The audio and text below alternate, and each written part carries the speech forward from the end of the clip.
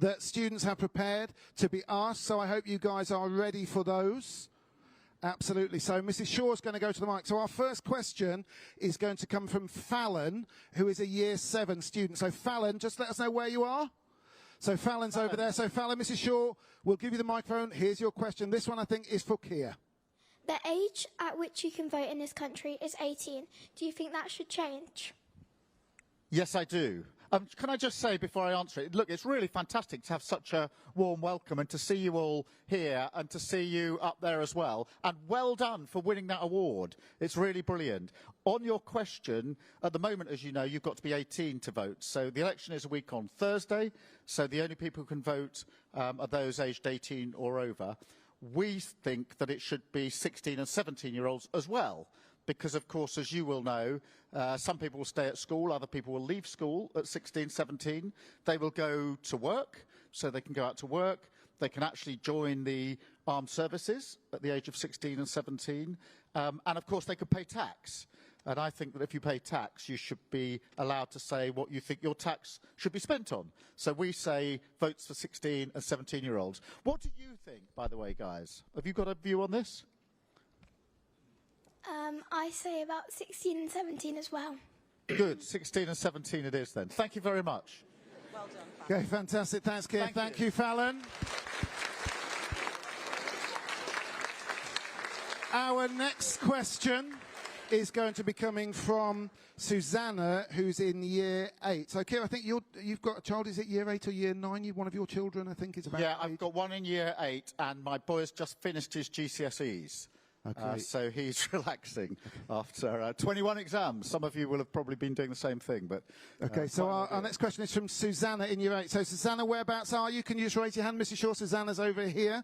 So, Susanna has a question. And, Keir, if I can ask, if you decide who you think's the most appropriate person to answer this one, that'll be up to you. Susanna. What does the Labour Party have to offer to the people of Kettering? Oh, well, Rosie, this is absolutely set up for you. Let me pass you the mic. Well, thank you, Susanna. Much like many of you in this room, I was born and raised in Kettering. Myself, I grew up in Geddington, the little village just next door to this school.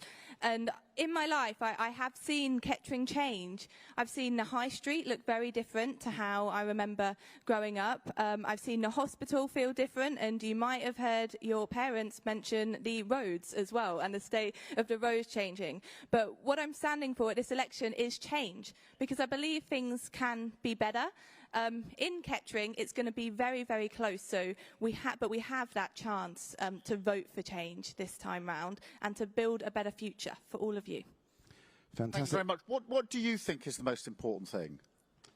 I'm not quite sure. Don't worry, don't worry. No, but it is, this is a change election. This is an election where we've had now 14 years, so most of your lives under a Conservative government, and we get the chance a week on Thursday to decide, do we want to carry on with what we've got, which in my view hasn't been very good, or do we want to turn a page and restart to rebuild the country with Labour? So that's the big change that's on offer a week on Thursday. Thank you very much. Okay, can I ask you a follow-up from that? Because I was talking to some students earlier, and one of the things they've been concerned about with their families is that it's been really difficult for them to get dentist appointments in this area. So is that something that a Labour government would address? Yes, it is, and this is a massive problem. We don't have enough NHS dentists, and in some places we have a desert, if you like, where it's simply impossible to access a dentist. So one of the plans that we've put forward, that we are putting out again today, is 700,000 emergency appointments, particularly 100,000 for children, really, really important, and incentivising dentists to do NHS dentistry in areas where they don't have an NHS dentist, because it's a massive problem. It's a huge failure, and I was genuinely shocked a few months ago when I was at a children's hospital to learn that the most common reason children between 6 and 10 are going into children's hospitals for operations is to have their teeth taken out because they're rotting. I was really shocked by, I'm sure that's not the case in this school, but I was really shocked by that. So this is a really serious plan that we're putting forward to address that. Fantastic. Thank you very much. So our next question, I'm looking for Yusuf in Year 9. Now, Keir, this is a question for you as an Arsenal season ticket holder. Ah, very good. Okay, so Yusuf, your question. Yusuf, who do you support? United. Oh, right, okay, okay. You are known as a big football fan. Who will win the Premier League next year? Who will win the Premier League next year? Look, I am totally biased.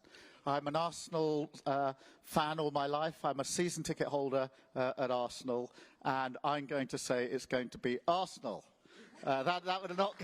I get some support, but not that much support in the room. But you know, it's my team, and we did really well this year. Are you watching the Euros? Enjoying it? How well do you think we'll do in England?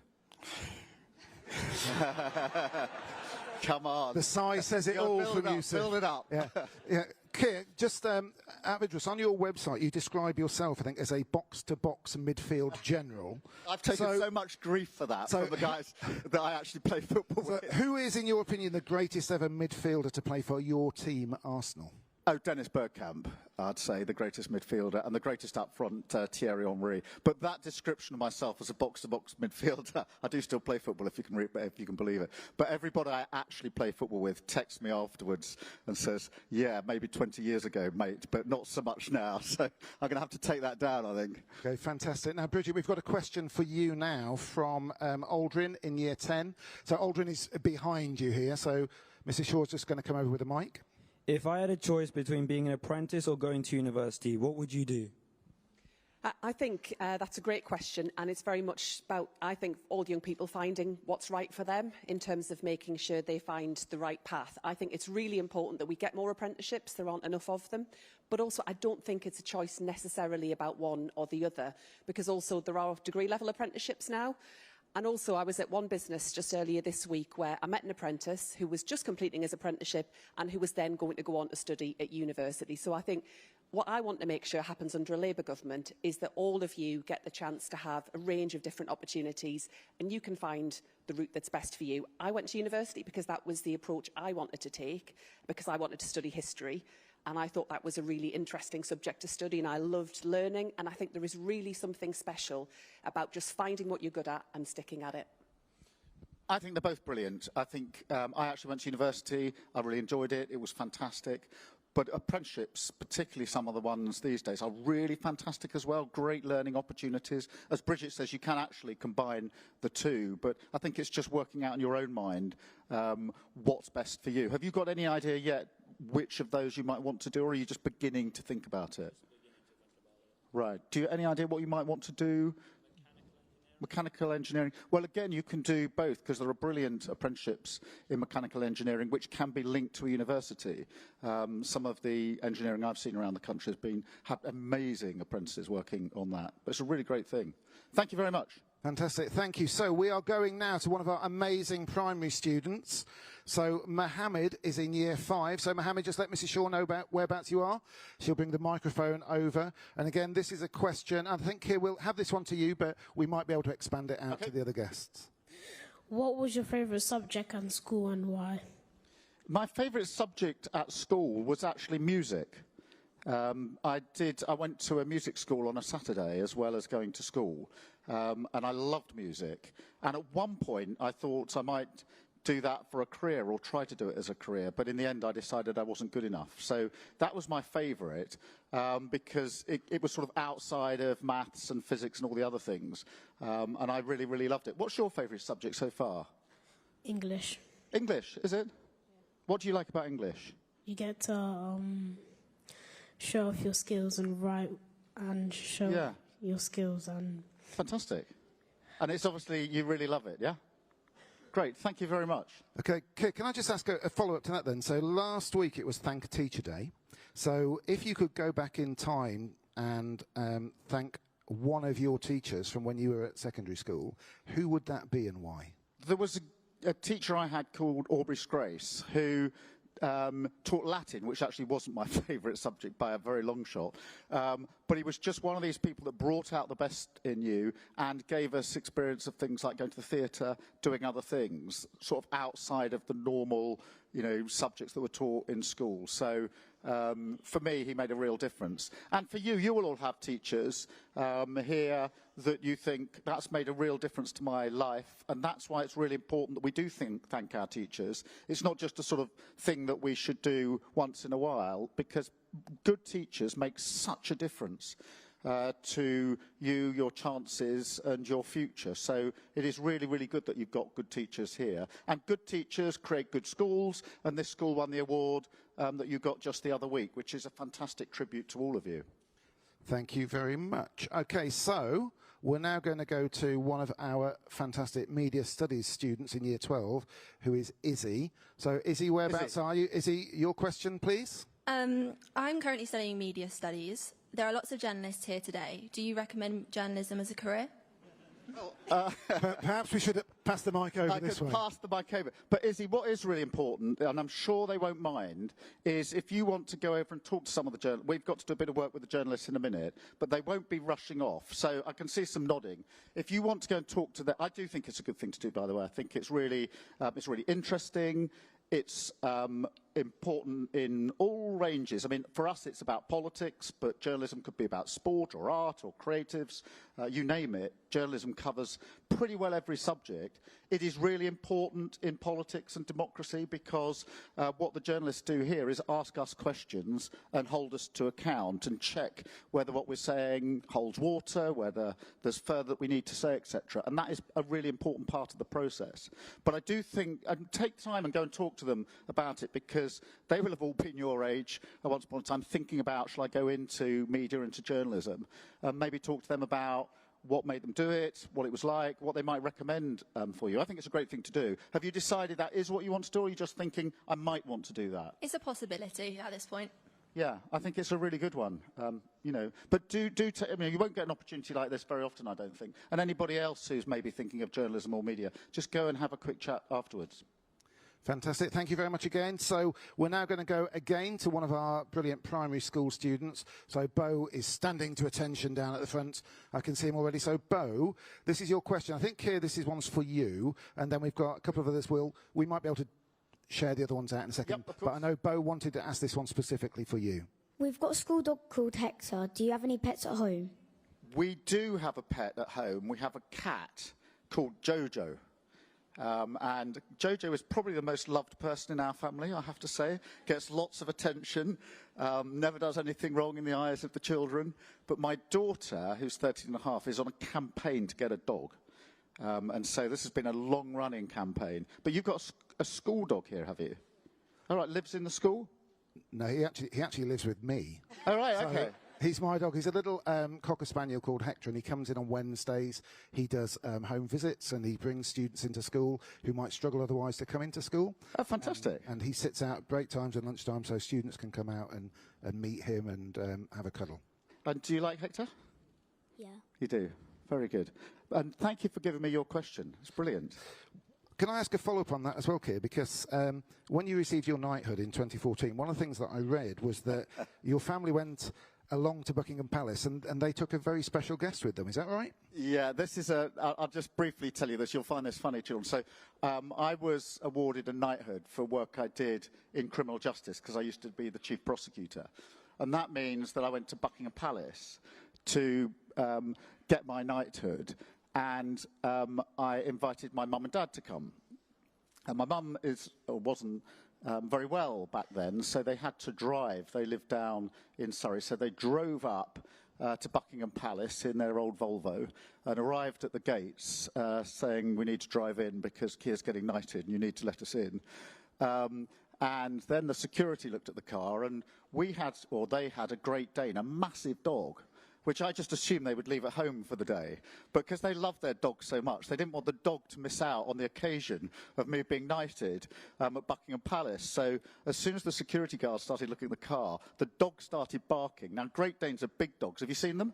Massive dogs. When they bark, it's like the whole car's like rocking with this dog. And the security were very, very nervous about letting it in, particularly because they weren't sure whether the Queen's corgis were going to be out that day. But eventually they got in. But this is very much my mum and dad, which is this, you know, the dog is the most important thing. And if they're going to Buckingham Palace, then the dog is coming with them. And in the end, the dog got in to Buckingham Palace. Brilliant, brilliant. Okay, so our penultimate question. We've got a Year 12 politics student, Amelia. So I'm not sure where Amelia... Oh, she's over that way as well. So, Amelia, your question, and I think we'll share this one. Yeah, absolutely. It's a good question for all of you, actually. So I'm a Year 12 law student. What would you say to a student here who would want to have a career in politics? So, like, what would you recommend they study? Rosie, hopefully about to embark on a career in politics. Well, yes. Hopefully I am, but I have to say, when I was your age, it probably wasn't in my line of sight. See, I studied like creative subjects, and I worked in the fashion industry. So talking about apprenticeships, I had a very vocational career, so I know the value that working in industry has as well. But my advice to you, as someone who might think about getting into politics, is definitely do it. Not only because it's actually great for your social life, but because you see parts of the world, you meet people for me it's Kettering that you would never have normally spoken to, and there are so many different avenues that you can go down if you're looking for a career in politics as well. There's so many different sides of it that you can see, but I think it would be an absolutely fantastic career. And the other thing is, I think that we need more young women in politics, so yeah, definitely give it a go. Very good, thank you, Rosie. Bridget. Yeah, thanks very much. I think absolutely have a think about that. What I did before I came into politics was I managed a women's refuge for women and children who experienced domestic violence. So I was also really passionate about women's issues in terms of making sure everyone in our community feels safe. But for me, what politics was about and is about now is how we serve our community and how we serve our country. And regardless of your political viewpoint, regardless of which party you might support, I think that is what politics is about, how all of us working together can try to make our country a better place. And and finding something you enjoy, I think before that is probably the most important thing, and just sticking at it and working hard while you're here at school.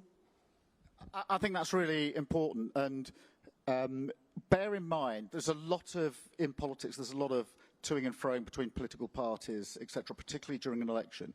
But in my experience, almost everybody that goes into politics, whichever political party they're in, genuinely goes in to try and make a difference.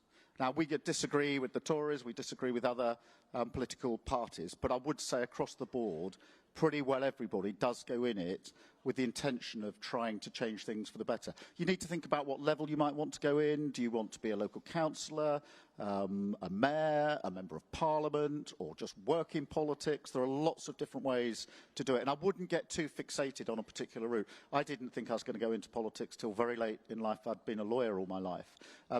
Rosie did other things. So it's not a decision that needs to be taken now that is going to be defining for the rest of your life. It could be if you wanted to do it straight away, but you could easily park it and come back to it, or just maybe work in Parliament or some environment and see what it's like. But I would just hold to that idea. Actually, by and large, pretty well everybody goes into it for the right reasons, which is to try and serve their communities and to make things better for the people that they represent. And that is a good thing that we sometimes lose sight of in the middle of a general election campaign. And Keir, you were first elected, I think, in 2015. 2015. So I'm going to give you an age away here, because you were 52 at the time. I was, so you can work it out. So do you think that Parliament needs more young MPs like this young lady here? Oh, definitely. We need younger MPs, more diverse MPs. I think MPs who have done other things as well. Some of our MPs came in straight into politics. Others did other things. You need a real mix of different people. And the reason you need a real mix is because it's supposed to represent all of our communities, represent our country. We are a real mix. And that's why it should be more diverse than it is now. There's been a battle over many years to get more women in, for example. That's been quite a successful battle on our side in the Labour Party now, so I'm really pleased that over half of our MPs are women. It wasn't like that not so long ago. You'd be quite surprised how recently that has changed. And diversity, of course, is really important. So, yeah, more young people, more diverse people, people of different backgrounds coming in is really good for Parliament. Thank you very much. And the other thing I'd maybe add to that is I've been knocking doors in Kettering. Maybe I've knocked on your door, you never know, and speaking to people about, what I'm offering at this next election. And so many people have said to me how excited they are at the thought that someone who is 26 years old could represent this community, because, lots of you in this room have probably lived almost your entire life under the Conservatives. I've lived my whole adulthood under the Conservatives, and I think that gives us a really unique point of view in Parliament, and a point of view that's needed. Just one last thing on this, because I think it's the last thing I'll say, but it is important. Whether it's politics, whether it's media, whether it's mechanical engineering, or whatever it is that you might be thinking, do not have in your head the thought ever that this isn't for me. Because a lot of children and young people do have that. They've got a sense of what they want to do, but they think that's for other people, it's not really for me. Get that one out of your head, because that's probably the biggest inhibitor. If it's what you want to do and you've got the talent, you can do it. So just that little thought, if any of you have got it in your head, get it out of your head. Yes, it is for you. Yeah, and that's something we always say to our students here, that they can go on to be absolutely anything that they want to be. So that's a really, really important message. So last question from a student. So, and we've kept this one to last. So Jacob is in year 8. So Jacob's over that way. So Jacob, your question for Keir.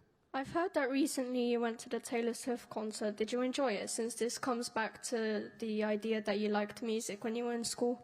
Yeah, well, I went to the Taylor Swift concert on Friday at Wembley.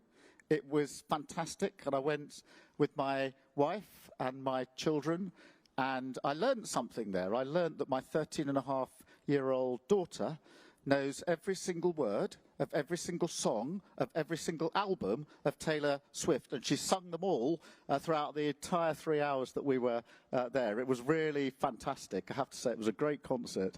And if you get the chance to either go or watch it on the television, it's really worth doing. It was fantastic. Thank you for your question. And my favourite song is Change. Any chance? No, no, you're okay. So we're going to wrap things up now, I think. But can we just ask, if you're successful next Thursday, will you come back and see us at KBA in the future? Yes, we will, hopefully with your new Member of Parliament. Okay, fantastic. So, guys, can we have a massive round of applause for Keir Starmer, for Bridget and for Rosie. Thank you very much. Thanks, everybody. John, am I handing back to you now or to somebody else? So, guys, thank you very, very much.